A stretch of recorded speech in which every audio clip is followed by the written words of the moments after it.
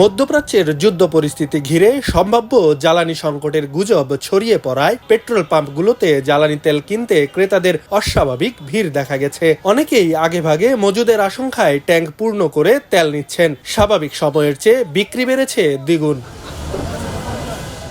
আজ শুক্রবার ছুটির দিনও রাজধানীর বিভিন্ন ফিলিং স্টেশনে উপচে পড়া ভিড় দেখা গেছে। ফিলিং স্টেশনের সামনে থেকে বেশ কয়েক কিলোমিটার দীর্ঘ লাইন দেখা গেছে।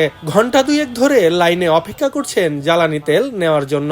আসলে হুজুগে বাঙালি, যেহেতু পর্যাপ্ত মজুদ আছে, তারপর কেন দেখেন ভাই কি অবস্থা। আমি তো এখান থেকে সবসময় তেল নেই, শুধু আজকে না, আমি অলওয়েজ এখানে তেল নেই। কোনো সময় এরকম লাইনে আমি দেখিনি, কখনোই না। এখানে এসে এখন বিপদে পড়ে গেছি যে বাচ্চা নিয়ে দেড় ঘন্টার উপরে শুধু আমি সেই কি বলে বারডেমের সামনে থেকে লাইনে দাঁড়ানো।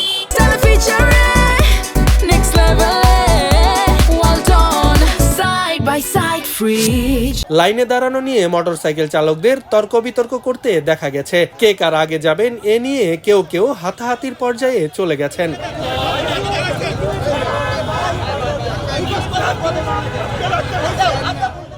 জ্বালানি প্রতিমন্ত্রী পেট্রোল পাম্প পরিদর্শন করতে আসেন। এ সময় তিনি সেখানে আগত ক্রেতাদের সঙ্গে কথা বলেন। ক্রেতারাও তাদের অভিযোগ জানান এবং জ্বালানি সংকটের কোনো সংখ্যা নেই বলে জানিয়েছেন জ্বালানি প্রতিমন্ত্রী।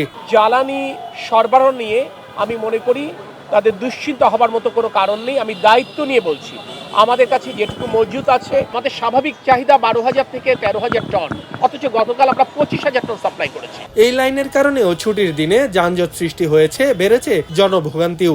রাজধানীর প্রায় সবকটি পাম্পে জ্বালানি নিতে উপচে পড়া ভিড় দেখা গেছে। তবে জ্বালানি ব্যবসায়ীরা বলছেন জ্বালানির কোনো সংকট নেই, পাম্পে পর্যাপ্ত মজুদ রয়েছে। আব্দুল্লাহ আল বাকি, খবরের কাগজ। খবরের কাগজ, নিখাত, নির্ভীক, নিরপেক্ষ।